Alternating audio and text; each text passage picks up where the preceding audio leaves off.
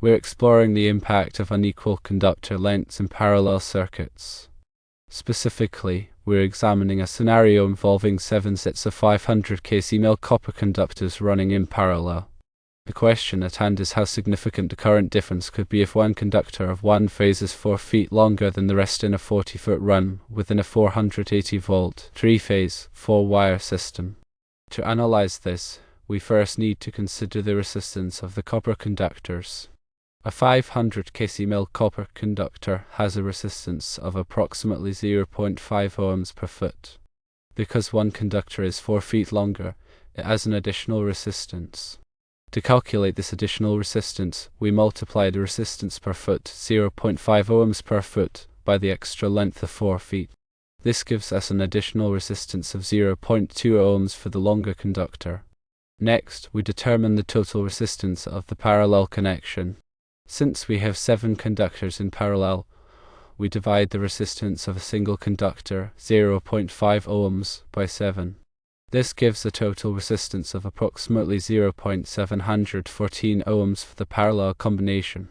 Now, we can calculate the current flowing through the parallel connection using Ohm's law, which states that current equals voltage divided by resistance.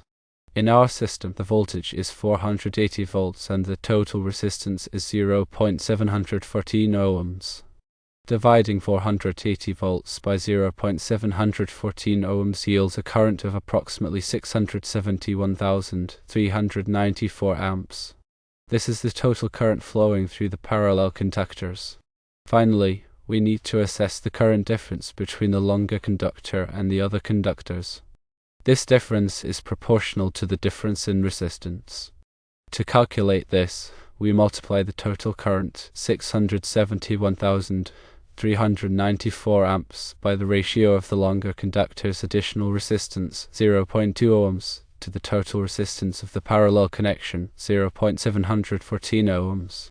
This results in a current difference of approximately 1.865 amps. In conclusion, the current difference between the longer conductor and the other conductors is approximately 1.865 amps. When compared to the total current of 671,394 amps, this difference is relatively small. Therefore, the 4-foot longer conductor will likely not have a significant impact on the overall current flow in the parallel connection. While good practice dictates conductors in parallel should be the same length, the difference in this scenario appears to be negligible from a practical standpoint.